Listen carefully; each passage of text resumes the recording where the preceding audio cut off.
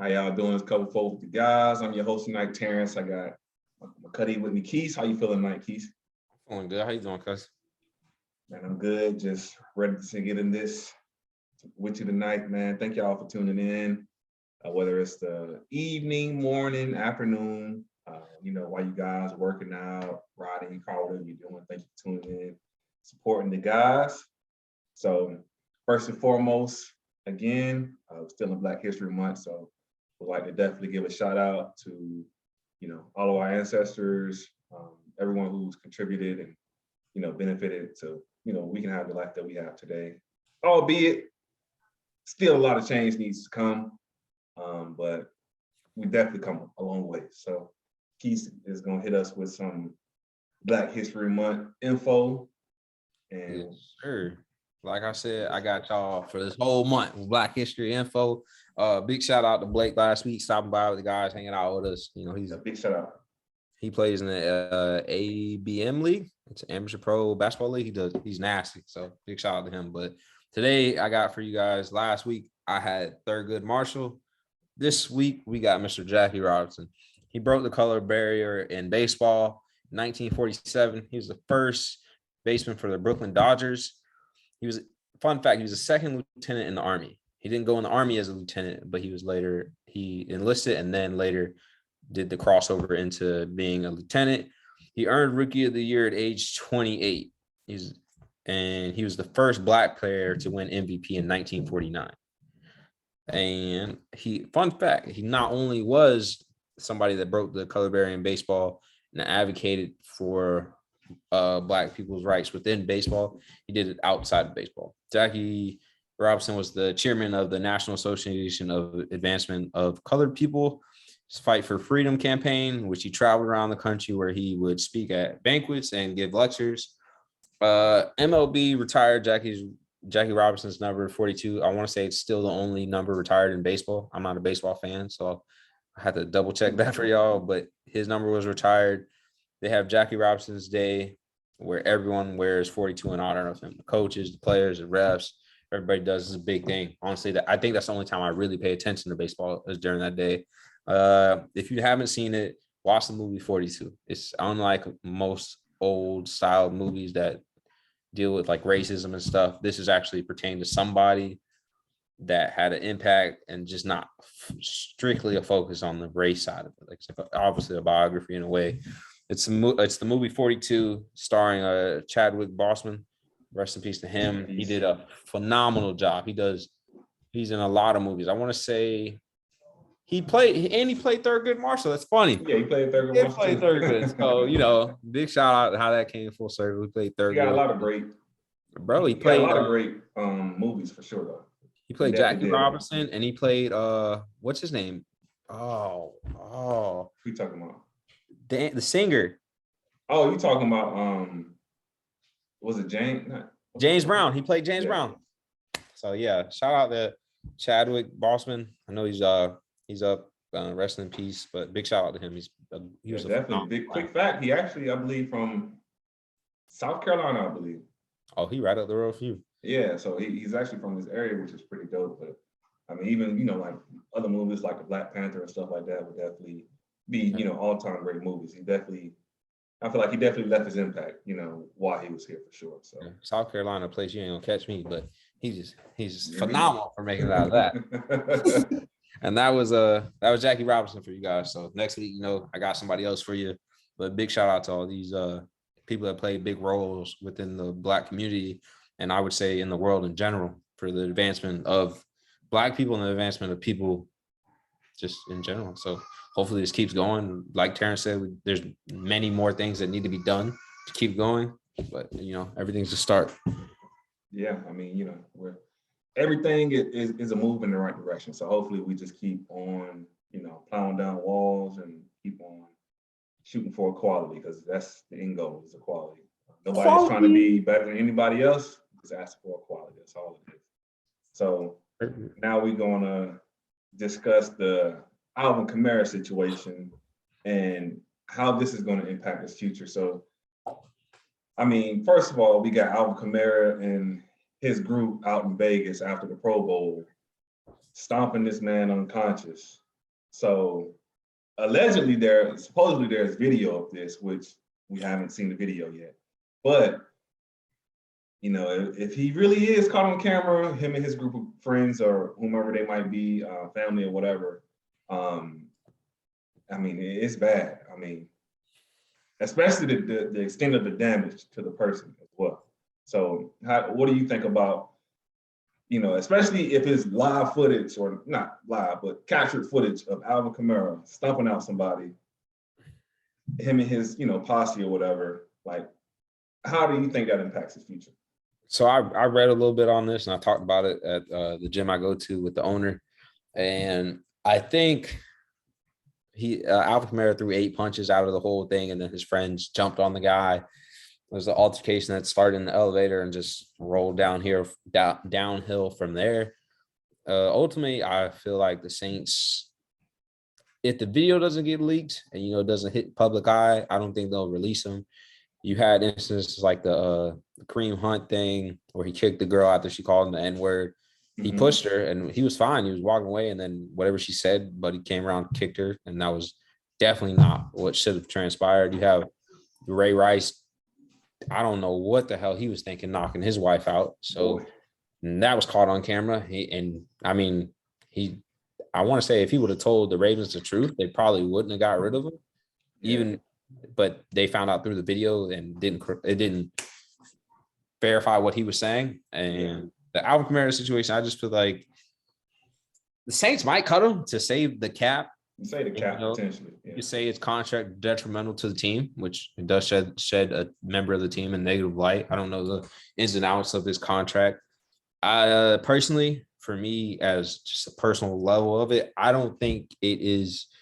I think it's bad, for that to happen to somebody. It's definitely tragic. I don't know what happened. I don't care. I don't think someone deserves to get beat up like that.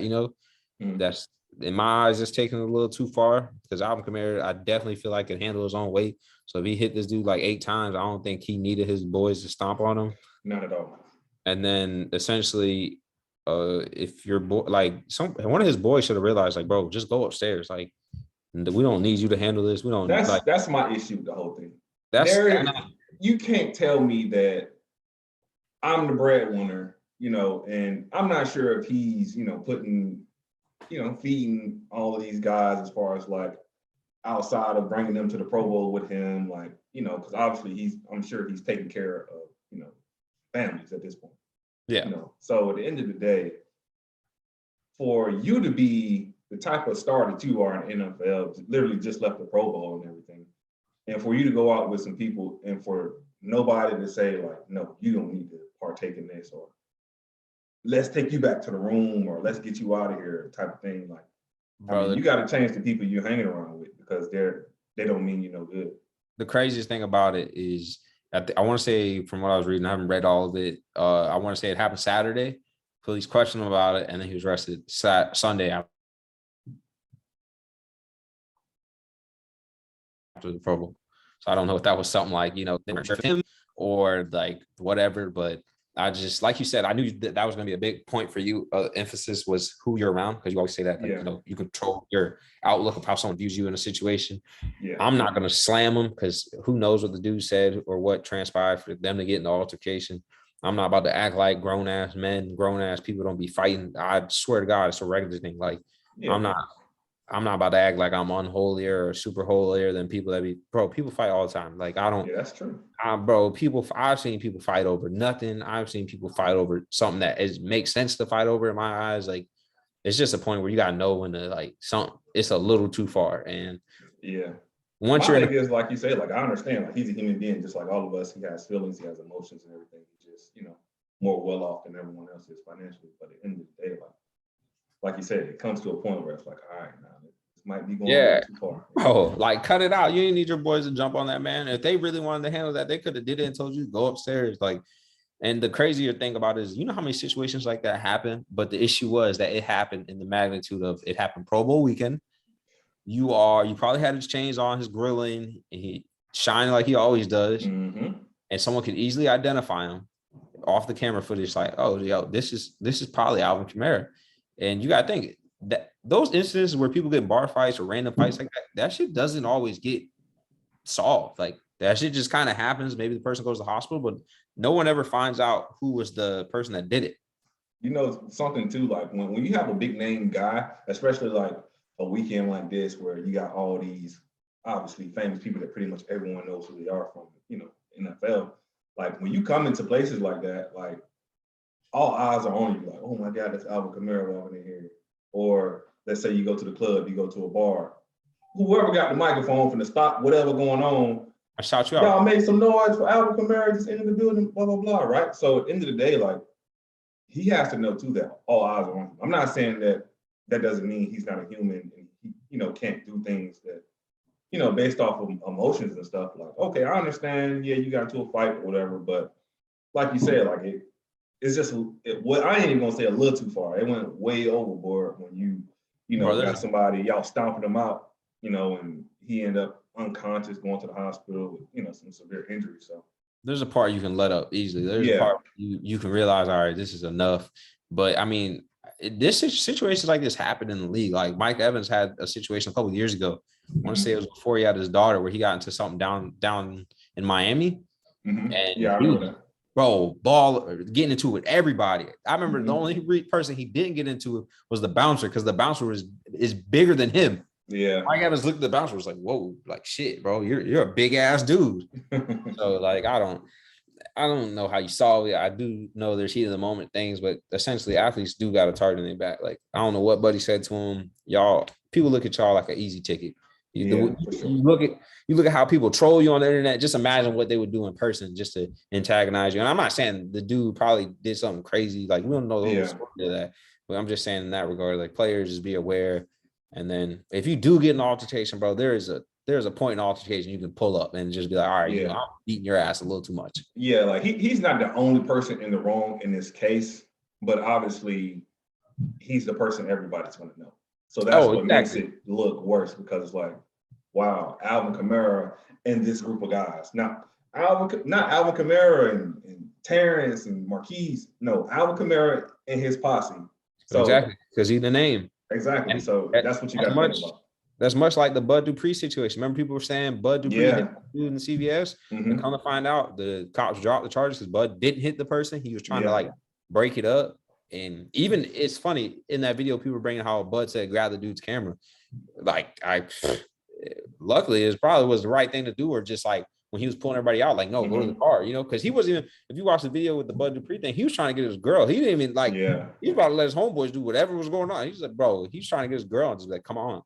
Yeah. So I think the biggest thing is just, you know, being an athlete and stuff, like just not trying to, I guess, put yourself in these type of situations or end up in these situations. But definitely how you carry yourself, the image. You're saying with Antonio Brown, just the image. Y'all can control that, how people view.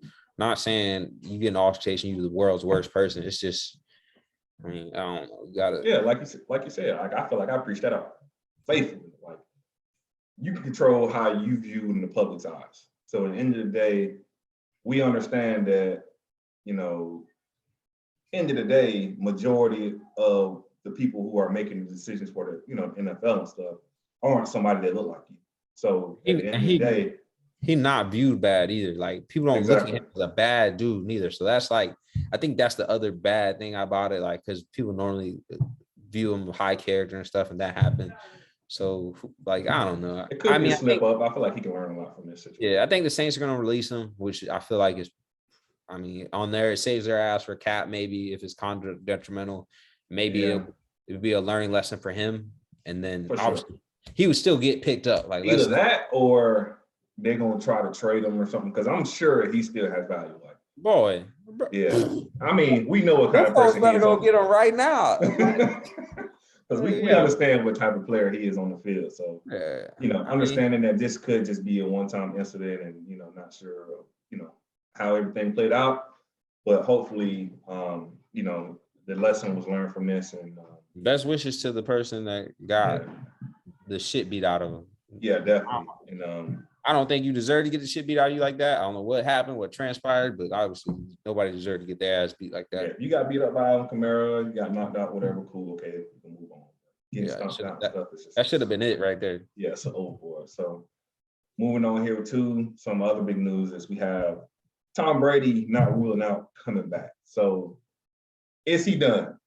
Bro, he know he done. Just gonna whoop his ass. That boy done, bro. Let's be honest. That boy is done. Hey, I'm not saying done like talent wise done. You know, when we be playing the yeah. game, he'll be like, hey, and I can tell your voice, you was like, yeah, I gotta go. Imagine you playing in the league for 20 plus years. And she looking at you, hey, it's time to hang it up. We done. Like, That boy done spent a weekend with the family and was like, well, I ain't gonna rule it do out. this. Boy done spent some time with the family. Say, yeah, that might have been enough time. Yeah, he said, yeah, that should hold him over for another year. Listen, what's really going, I guess, determine if Brady gonna come back is beginning of the season, let's say August or so, right? A team starting quarterback get injured. Somebody's gonna give Tom Brady a ring. I mean, they're gonna call him. I don't know if he's gonna come back, but somebody gonna give him an opportunity. I feel like if that was the case, he would just come back to Tampa. You know what I mean? I don't think if he came back, I don't think he'd go to another team. There's no other quarterback in Tampa right now. So it's like essentially like if he wanted to play, he didn't have to retire because it's his spot to lose pretty much. But they got to bring all that talent back. I know Bucs fans are kind of acting delusional about them signing all these dudes. I don't think no Ryan Jensen at 30 in like a prime, coming out of his prime almost, or like towards the end of it. Yeah, you know, at a center position that is needed for a lot of people and they'll pay him. I don't see him taking no discount again. You know what I'm saying? But I don't see Tom coming back if he's not playing for somebody that's actually contended. So exactly, if he can come back for a contender potentially, but if he comes back to a Bucs team, like you said, for example, you said like, oh, he would only come back to the Bucs. I mean, they're gonna have to be done with some games already. He ain't finna come back and be like, listen, we're the Jaguars. We're the new Jaguars, we're the new Texans or something. Like I don't see him come to play for that. Like, yeah, I don't. I'm counting. I'd put like $200 on Tom's like done. He's done. Like I'd almost bet somebody straight up for it. Not you, but somebody else. Yeah, I think he's done. I just think definitely he's going to get the ring at some point next year. Somebody calling him saying, "Is you really done, bro?" Yeah, are you done? Because listen, you can come in right now and be the starter. Our quarterback just got injured, whatever the case might be. Just like Phillip Rivers, for example. Like Phillip Rivers injured. I mean, he retired. Yeah, but I think the difference though for dudes like coming back is they got the itch.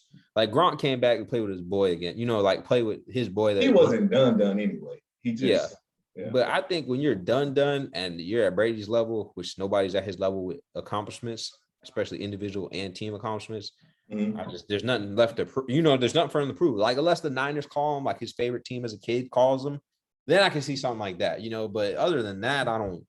Like that's the far-fetched idea. I can see like he could probably get his wife to be like, he could be like, hey babe, like you know I wanted to play here. Like if it's something like that, then I'd probably give that a 6 out of 10, maybe. Okay. But other than that, fat zero. Donut boy. That boy, he don't like it. But he's throwing footballs to people's kids and just hanging out with all the kids. That's what he got going on for next year. He definitely about to enjoy life. Like they're, set financially, obviously. He don't have to worry about anything. So we'll get to see, he might be done in the football world as far as playing, but we'll see if he, I guess, veers towards coaching or something like that.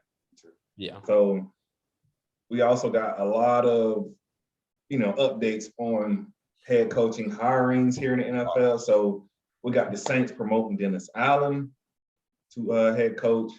We got the Texans hiring Lovie Smith. We got the Dolphins hiring Mike McDaniel. And then the Rams offensive coordinator, Kevin O'Connell, is expected to be hired for the Vikings. So, I mean, it's good to see, I guess, another minority being hired. And then you got the multiracial Mike McDaniel. Bro, that's fuck what you want to call him. That's what you want to call him. I'm glad this man got a job still, put food on his family's table. He was on the Niners anyway, but let's cut the bullshit. People be saying Eric being and me don't be calling the plays for the Chiefs. You really think this man was calling the plays for the Niners with Kyle Shanahan? Let's be honest. Kyle Shanahan is the offensive coordinator, pretty much. And why do you think he always has a great ass defensive coordinator? Because he calls offensive plays. Exactly. So let's not go around the bush, be around the bush. This fucking bullshit. I'm so sick of it, bro. Like I'm happy he got the job. Honestly, it's fucking aggravating, bro. because you just make this bullshit up about Airbnb. If I play Detective Jazzy enough to go look into Mike McDaniel, maybe I'll find something crazy. Maybe he ain't pay no fucking parking ticket back in the past or something. Not saying that is the case, but everybody got some shit they don't want to be seen. Yeah, definitely. We're all human. None of us are perfect. And something else that's insane as well, that's like a spit in the face to, like minorities like ourselves, people that look like us that, are going for these head coaching jobs, is someone like a Josh McCown even being considered for a head coaching job. Bro, you know what? The Titans are about to, or not the Titans, my bad. That's a good organization. The Texans. The fucking sorry ass Texans. You know what they about to do? Lovie Smith about to be a placement holder. He gonna build the defense up. Yep. Josh McCown gonna get hired some bullshit fucking thing on the Texans. They're gonna give the job to Josh McCown next year. That's a point I want to bring up too, is that Lovie Smith gonna be gone again.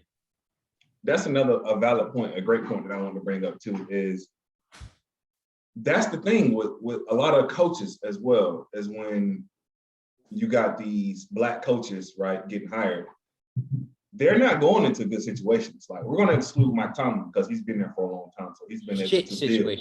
Yeah, but he's been able to build over time, not necessarily like this Texans where Lovie Smith is coming to a horrible situation here, right?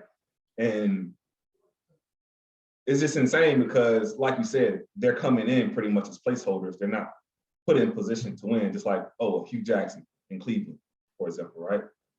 Like, they're coming into situations where, like, they have no shot at really being successful. And then once things get going, they chop the legs right up under them. Bro, like, for example, I know we talk football, but let's look at the Warriors, how Steve Kerr came into that situation. Yeah, it wasn't. So you telling me they couldn't have played the same without Steve Kerr?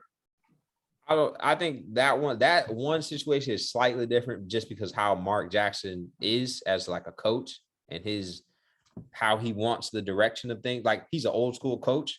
I feel like Steve Kerr just let them open it up more offensively. That's the only. But they did that over time. I feel like that's successful. But yeah, that team was built with Mark Jackson. Yeah, that team was built because of Mark Jackson. He got the. But that's what I'm saying. He pretty much put the engine in that Corvette to have. That's essentially the same thing that's happening here in the NFL and stuff as well. Like, you got guys that have come in and, they had the David Culley for a year. Like, that wasn't a real shot. And bro, he had your quarterback playing great. Exactly. A rookie. They got Bevan Jordan from the University of Miami. He's a rookie this year. He didn't play a lot. I think he got banged up. Bro, just going to explode next year. Like, they had Davis Mills playing really good. I mean, it's just insane because, like you said, they're just coming in as placeholders and they're not really given real opportunities to, stay, build, be successful. And so I have a couple stats here that I wanted to bring up as well. So, and this is why I feel like, we do have the issues, because 70% of the NFL are, on average, are black players. Last year or this year, I believe the number was 72%. So you're telling me 72% of the league is black, but you only have one black head coach.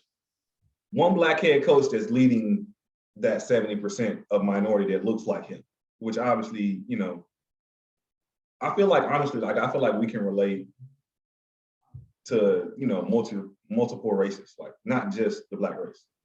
And I feel like, there are great leaders out there as well that can lead a group of men that are minority head coaches. So, and over the past 10 years, you have head coaching hires. There have been 51 white head coaches hired and 11 of color. GMs, there have been 31 white GMs hired to 6 of color. Offensive coordinators, there have been 107 white and 12 of color. Defensive coordinators, 61 white and 39 of color.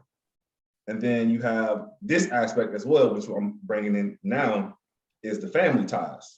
So there have been 792 coaches within this 10-year span, with 111 of those being relatives. So not only do you have the discrimination against coaches getting hired, but yeah, Quise, you my cousin. I'm gonna just go ahead and bring you on this. Yeah, I'm gonna put you on instead of putting on, Mike Tomlin because it's a my put on. cousin. It's a put on system, but it ain't a put on system with It's insane. or like different races. It's a put on system with a bunch of white people. Like no offense, like it's just white people putting on white people. Like just like and then you got this bullshit ass Rooney Rule. I don't. They're saying the Rooney Rule has made advancements in the front office, and then you also have like 32 head coaches with 11 being relatives as well. So not only do you have discrimination, but you're getting beat out by people that you shouldn't get beat out by just because they're related to the person doing hiring. So I don't think we're going to see major changes until we have more minorities in ownership.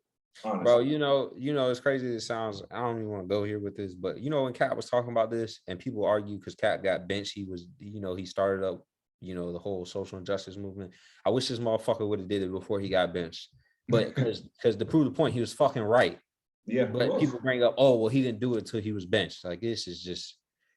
And it doesn't even matter if he brought it up because he got benched. Like he's still. It don't matter if he was using his platform for something that he believed in and something that was right. Like people know right from wrong. And at the end of the day, he could have been the last man on the roster and stood for social justice.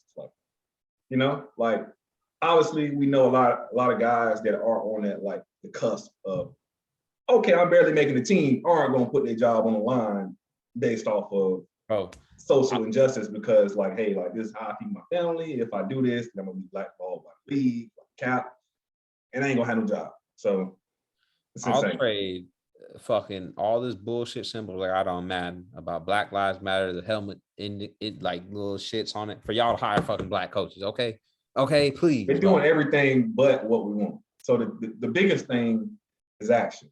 Action speaks louder than words. I don't care how many Black Lives Matter and end racism and all this, slogans and stuff they're painting on the field and all this. Like you're not standing on it. It's pissing me off. That's just it's a facade. It's pretty much just like it's not real. Like, yeah, I can sit here and I can put that on the helmet. I can sit here and I can paint this on the field, but until your actions show that, hey, like I'm really standing with this movement for equality, it honestly just doesn't mean anything, honestly. Boy, y'all just saying it, pissing me off on Black History Month. This is just, it's just so ridiculous. I'm so sick of this. It's bogus. Like it's 2022, bro. Like it's really 2022, and this is still an issue. Like you mean to tell me y'all can't find good coaches that are as qualified as some of these white coaches, more qualified than some of these white coaches. I'm saying that's not the issue. The issue ain't being qualified. The issue is like, hey, like we got these listed guys. The only person that makes sense to be hired, even Lovie Smith for the Texans didn't make sense. They're using Lovie as a fucking, scapegoat. You made it to the Super Bowl. We can kind of get away with this so we don't hire Josh McCown. Because I'm be honest, the only one out of this list that makes any sense to me is the Saints hiring their defensive coordinator. That makes sense. Yeah. That makes sense. That's the only one that makes sense. Because in all reality, those dudes know him. They're going to still play hard for him. Mm-hmm. And honestly, the team's probably going to look way different because of all the cap. But none of these other hires make no sense. Like the Dolphins hire for Mike McDaniel does not make sense. Honestly, the Raiders hire for Josh, McDaniel don't make sense. The Raiders didn't hire Steve Bisaccia. He got hired to the Packers. That's insane. Special teams coach. Listen, why is he getting hired as a special teams coach? All those players, Max Crosby just said how much he meant for him. Why would you not give that man another year to let him run it out? That's insane to me how too. He does. Yeah, like some of these situations, like that one, and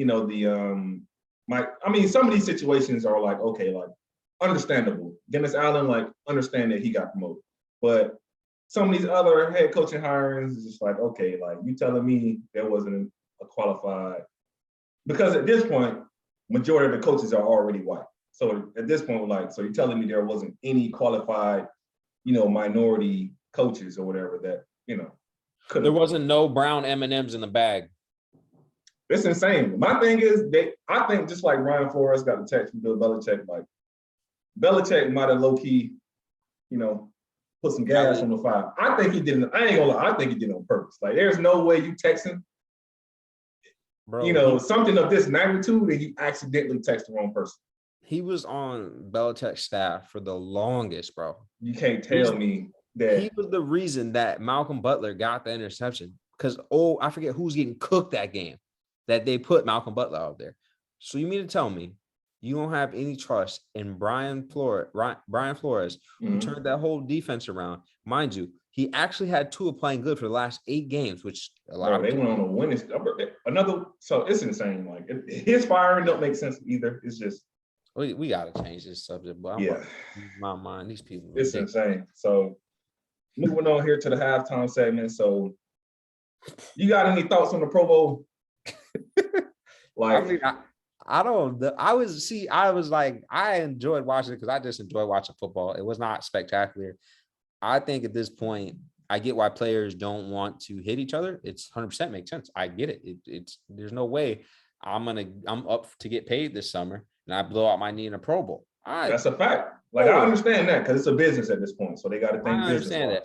I'd rather see them just make a bigger skills challenge. I thought skills challenge was super dope. It was dope. I ain't gonna lie. It was fun to watch. Maybe you can incorporate like a 7-on-7 two-hand touch. I'd rather see that. Like I'd rather see 7-on-7. Yeah. One blocker, one rusher, quarterback, and a bunch of skill dudes. But then you still run into the issue because a lot of skill dudes get injured on non-contact plays. That does happen.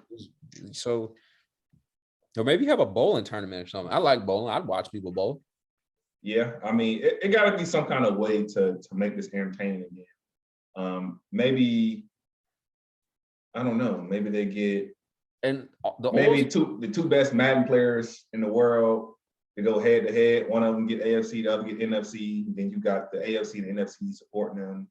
Or, that can be one thing that they can implement. Maybe they can do, like you said, more skills challenges.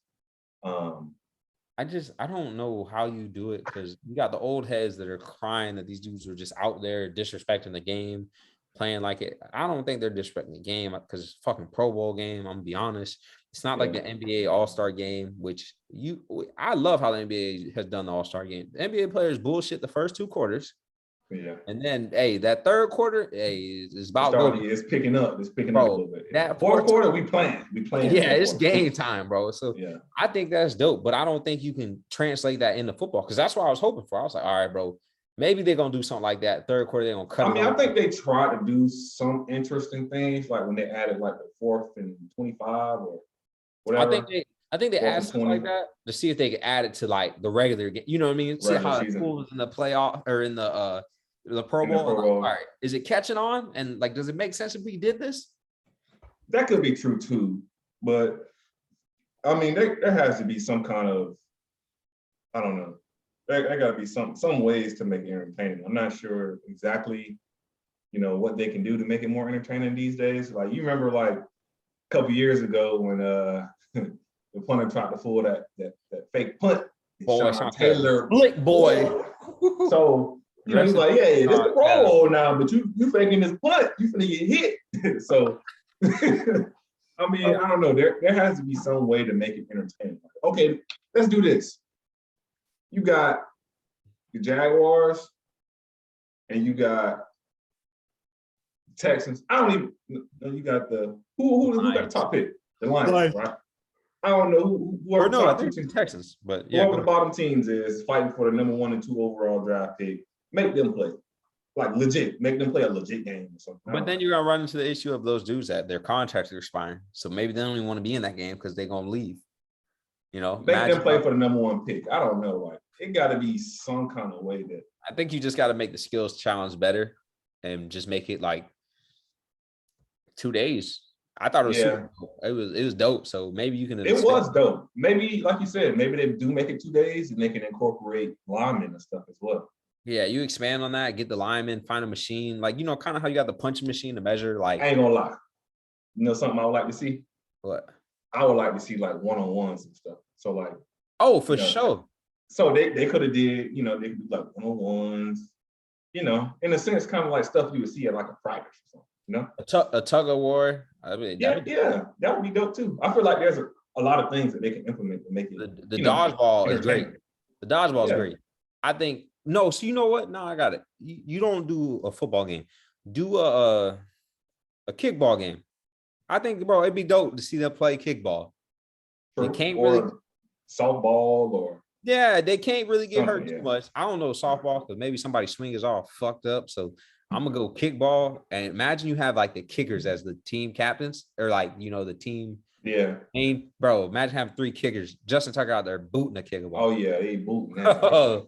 I think that'd be dope to see. Like you have the kickball one day, you have dodgeball, you incorporate skills challenge, you have the one-on-ones. I think that'd be dope to see. I think the Yeah. one-on-ones, depending on how you do it, is going to get a little testy because if you're in full like one-on-ones with receivers going at it at a corner. Maybe even basketball or something too. Like they don't play basketball, but hey, do A a 3-on-3 3-point contest or something. Yeah, you know what I'm saying? Like 3-point contest or dunk contest, because we know a lot of those guys are athletic. So hey, let's see something a little different.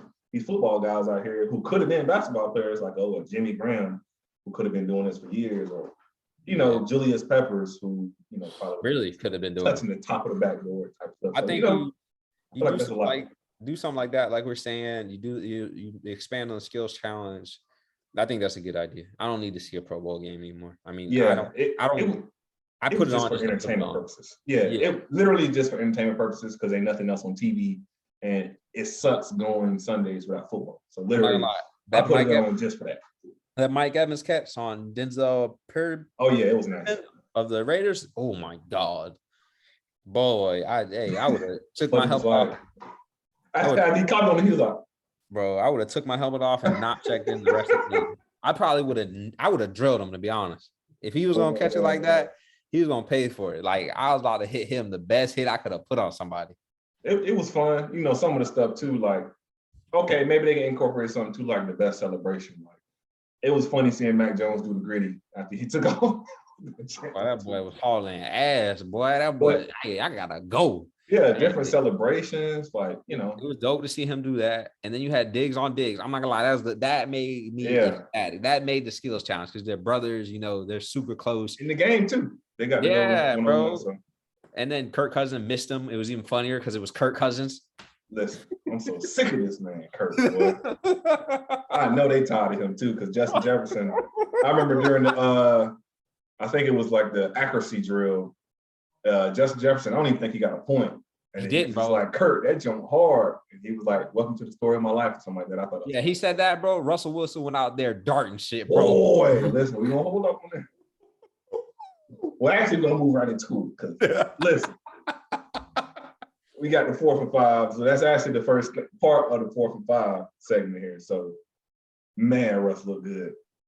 Hey, he showed you, like, I own this cold weather shit. Like, I can throw this fucking ball with shitty. He said I'm that guy.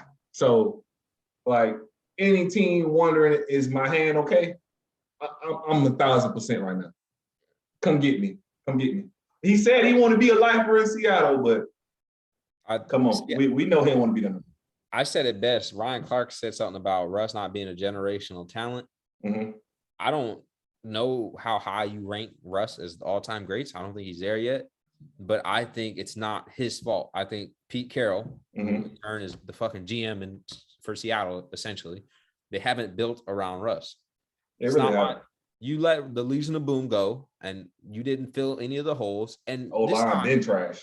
Bro, this is how I know you fucked it up. Because all those defenders that left had a problem with Pete Carroll. Mm-hmm. Every one of them has had an issue with Pete Carroll. Earl Thomas, Richard Sherman. I remember when Earl Thomas got hurt. He was on the cart, and he flicked them off on the way out. Flicked everybody off. Russ's relationship is great. Like, I just think y'all risking too much for a dude that is 1-1. I don't know how high he is on the 1-1 of all-time greats. He does have like liabilities, but like I do think a team, if you can get him, he does make a difference for you. He could probably get you in the playoffs. Like he do for me. Was it tier 2 or tier 3? I think it was tier 3. I had him at quarterback position. So I don't think he's bad at all. I mean, I think he definitely can win you games. Like I do think he's top of the league for sure. But like you said, like they haven't done anything for us. Like his O-line has been trash. You don't have a consistent run game. Oh, running back, bro. Like you got DK running the same dumbass routes. Like, and it's not even DK fault at this point. Yeah. Like I can tell you what route DK gonna run before DK get ready to go. Like. You can't have DK and Tyler Lockett go deep, bro. Bro, It's insane. I just feel like, like you said, like they haven't really built around Russ. And then ever since, like you said, we beat them in the Super Bowl, it's just been a slow decline. Like, yeah, their offense might put up numbers, let Russ cook, and then he ain't got no propane by the end of the season. You should have gave that man the fucking ball at the one, and y'all wouldn't have looked like dumbasses throwing an interception. But you let Russ cook, and then he ain't got no propane by the end of the season because I don't know what y'all doing this year. I wish I would have the best back, arguably, in football at that time on the 1 yard line who's known for running through people, and I'm going to throw the ball. Bro, what he say? Run through a motherfucker face. Bro, if I was Russ, I would have audible that shit so quick. Yeah, bro, you running the ball right now. I don't care. I'll live with we running it. Yeah, honestly, like you said, like it probably would have been the same for me. Like, honestly, I don't care what the coach called right now. Marshawn. You about to get the ball, bro. I tell the defense, Marshawn coming through the A-gap right now. Stop him. Bro, Jip about to hit the 4-hole hard. I hope you can get him. You hear me? Bro, you can't get him, bro. Guess what? You got to think, when everybody at the one, lineman and everybody's pushing you in too. Yeah. They're like, oh, go, so. It ain't nothing but honestly, peel your ears back and try to get a push. That's all it is at that point. So, but Malcolm Butler made a great play, but it was a dumb play call to throw the ball right there for sure. Like, I'm not going to put that, but hey, we won the game, so I ain't going to complain about it. You got a ring, yeah. Yeah. So, end of the day, like you say, like, I think Russ put on like that to show, the rest of the league, like, hey, this arm, it ain't going nowhere. Like, my hand is perfectly fine. Like, I think he will potentially be a high sought after player this offseason. And it's going to be interesting to see, where he goes. So he's in the Rodgers. I mean, Rodgers' talent is unbelievable. I don't think Russ has that talent, but I think they're both in the boat of if they go somewhere different, they got to win. So it's going to be like the Matthew Stafford thing, but they both already have a ring. So like, it's tough. But if they leave, it's been a long time for Aaron and Russ. Yeah, well, both of them. Yeah. So like, you look at it. Ben got 2. Eli got 2. Rings aren't like an individual statistic, but people act like just because how Ben plays, bro. I done seen Ben walk down the Ravens on Sundays, bro. Like. Listen, Ben, he was clutch. Like he was when they needed Ben to do something. Even this year, even though he wasn't that good, when they needed Ben to make a play, make a throw, or whatever, Ben was making that throw, making that play, or calling the right play, audible, whatever. I think it's just people get caught up in a concept of how they think a quarterback is supposed to look. Like, oh, you're supposed to do this. Yeah. That's why Ben doesn't get enough credit because he plays kind of backyard football, but he's pretty accurate. That's the other thing people miss out on. People don't they judge Lamar because he runs too much. Josh Allen, they're like, oh, well, you're just running through everybody. Cam had the same thing. Like, or you see Justin Herbert, people are like, well, he just has a big arm. Like, I don't know, bro. I think people get stuck in this one definition of what a quarterback's supposed to be, and that's it. Like, you're just supposed to be this type of dude, and this is what I need you to do. You can't do more, you can't do less. Like, you gotta do just this. I ain't gonna lie. I hope to see Russ go somewhere where he can contend because in Seattle, it just ain't. I don't see it happening there anytime soon. So I hope he can go somewhere. Not sure where he will go, but imagine you go to Tampa, bro. I'm not saying he's going to Tampa because Tampa would have to give something up for the Seattle to even blink. But imagine he's throwing to Mike Evans and not Chris Godwin, probably Scotty Miller and all them boys, or he's even the Panthers, bro. If I was the Panthers, I'd be all in. You can send you can send Seattle 3 corners, essentially, because they got so many corners, it don't make no damn sense. Send a corner, get Russ. Listen, y'all want CMC? Because, listen. Yeah. I'll send him CMC for Russ and maybe like a first or a second or something. I send you him, CJ Henderson, 2 firsts, and Chris McCaffrey. Give me Russ. I bet you, bro. They take that all day, all night. Bro, 2 firsts, Chris McCaffrey, and CJ Henderson, and I'll probably throw in somebody else just to make You're not gonna have to worry about a quarterback for a while. And you gotta think too, Russ is from, I believe, from the DMV area. He's from like the Northern Virginia or like up in that area. So, this isn't too far from home. So I wouldn't rule it out, honestly. So he's from Cincinnati, Ohio, but he was raised in Richmond, Virginia. Yeah, he was raised in this area. So listen. I know that because I went to school in Virginia and people from his area and stuff. I mean, he's from this area, so it's not too far from home. I wouldn't rule it out. As long as I mean, if Washington defense can perform, and they got Russ, I mean, they got Scary Terry out there. They got Antonio Gibson, who needs to have a comeback season from last year. They got Logan Thomas. I'm not sure if he's going to resign or not, because I believe he's a free agent, if I'm not mistaken. But I mean, they got a couple pieces. Maybe, I'm not sure, maybe you can lure someone there, play with them or something, but something got to shake. So also now, is there trouble in Arizona? So Kyler unfollowed the Cardinals and took down all of the Cardinals posts. So, I mean, is there trouble brewing in Arizona? What you think, Keith?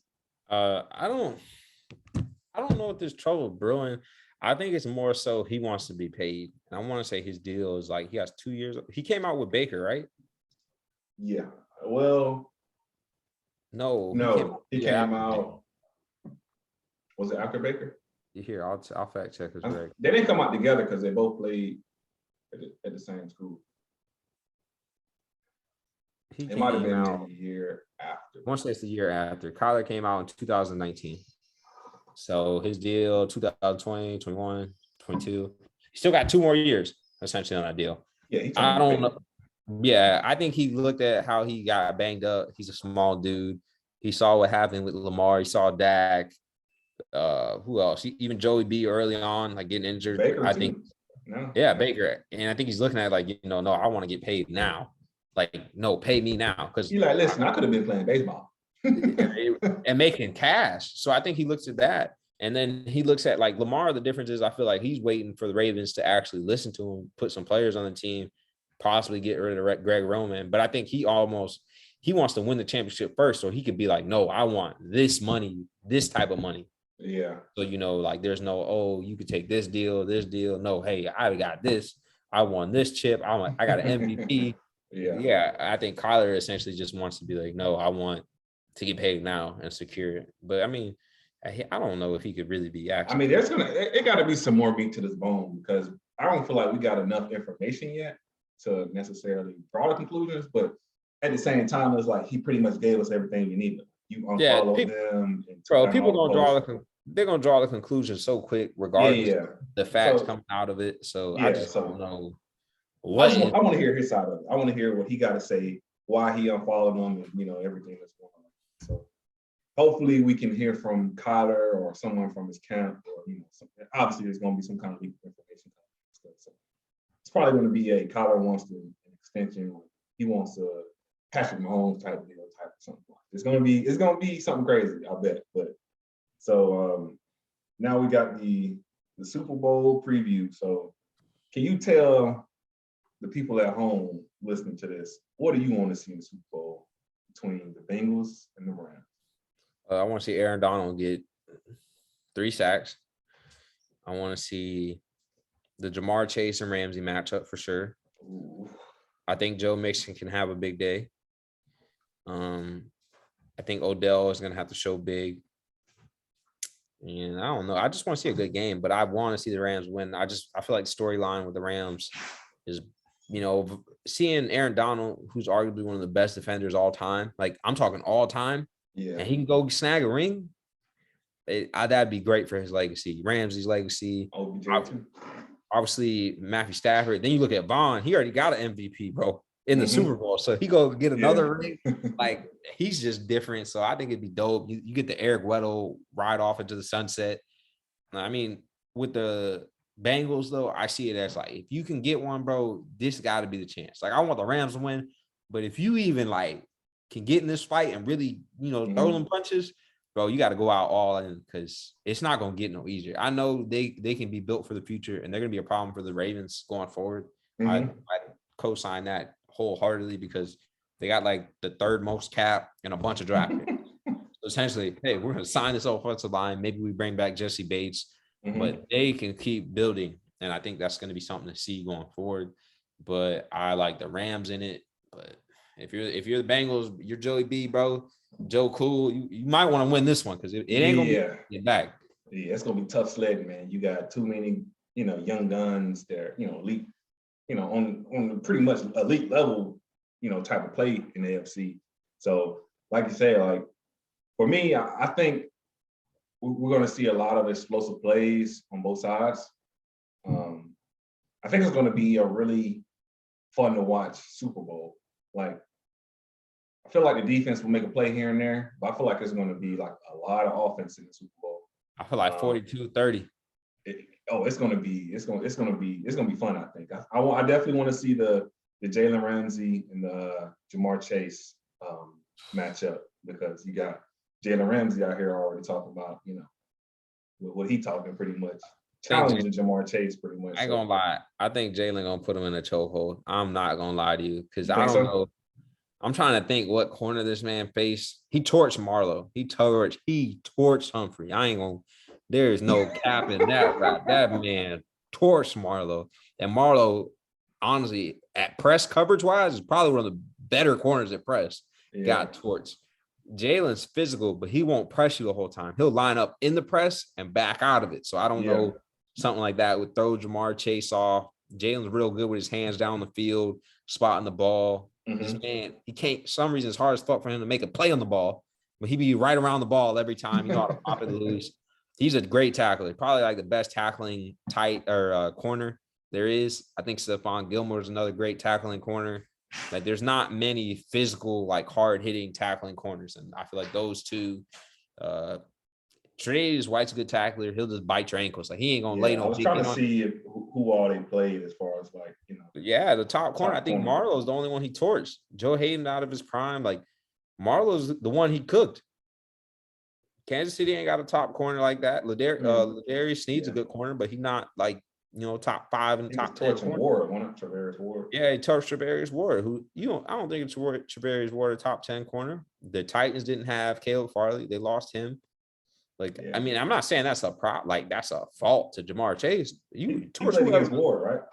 Yeah, he played against Ward. I think Ward lined up against him, but Ward's not a top 5 corner, top 10 corner.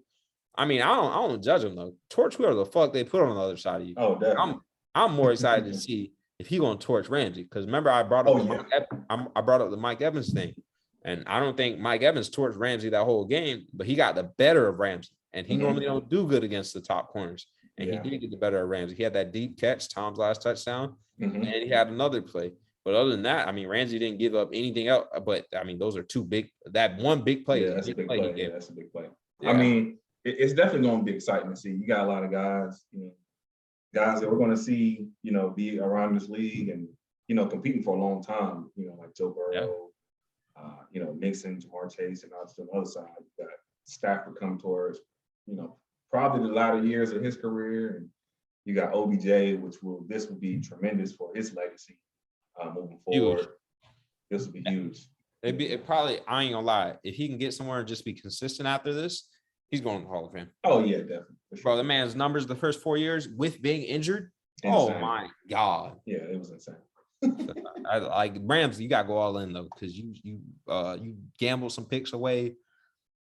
Matthew Stafford's supposed to be better than Jared Goff by an exceptional amount, and he has made those big throws. Yeah. But newsflash, Jared Goff and them boys got to the Super Bowl before. And y'all did hold the Patriots for a minute before the scoring got lit up. But I think it's gonna be a good game. I'm excited. So I just want to see football. It's the last game. I just want to see a good game. Like, I think the Rams end up pulling it out. Yeah, exactly. Like, I think the Rams end up pulling it out, but at the end of the day, I just want to see a good game. And I think, I think it means more for this Rams team. Honestly, I just think it means more because these guys want to go out here and they want to fight for Aaron Donald. Like, they're saying we're doing this for Aaron Donald. And bro, him. Andrew Whitworth, Sean McVay, like for them three and Jalen, because Jalen got close in that AFC chip. Yeah. For them boys to get this ring. OBJ too, because he ain't been in this position. So who? OBJ. Yeah, Odell and people counting them out. And then you got Eric Weddle coming out of retirement. Like those dudes, if they can clip a ring, I don't consider Eric Weddle like a top end safety that I could think of off the top of my head. But I'm not gonna lie, that man's a good safety. Yeah, he held his own. Yeah, not now. Yeah. Like I think he get a little out of it now, but him in his prime was definitely a sight to see. But he made a couple plays too. I ain't gonna lie. Yeah, boy, a hitter, bro. Yeah, he gets old, bro. people were complaining about that Mike Evans hit he put on Evans. All I know is if he didn't if the ball didn't get kicked up, or if the ball, what was it? It hit the ground. The ball was still in the air. It would have been a late hit. So I'm excited though. I'm definitely excited to see it because there's going to be a lot of great matchups out there. And the key for the Bengals is protecting Joe Burrow. We obviously know that O-line giving up sacks is a really big issue. So if they can hold up against that Rams front, they can definitely make it interesting for sure. And they're a second half team, and I don't believe against this Rams team they're gonna be able to fall behind like that and be able to come back in a second. Bro, hey, the Rams team, I'm not gonna lie. Remember we were picking on Stafford for making turnover plays towards the end or when they're winning. He didn't lose that Bucks game, bro. Granted, he didn't make great passes in the fourth quarter until it was like clutch time. It wasn't him. Cam Akers fumbled. If they score and Cooper doesn't fumble, that shit's done before half.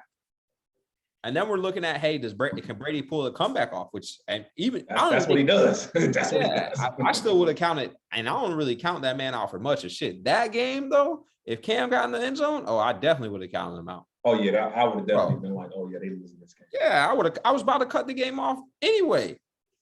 I'm glad I didn't. You know what I mean? Yeah, I'm glad I didn't as well because it turned out to be a great game. Man, this has been Cover Forward, guys. We'd like to thank y'all for tuning in, man. We definitely had a great session talking to y'all on this episode. So thank y'all for tuning in. Make sure to follow us on Twitter at Cover4_guys. Pretty active on there. Make sure y'all tap in with us and continue to love and show love and support. Do the same for y'all. So definitely, Cover Forward, guys. We out of here. Yep.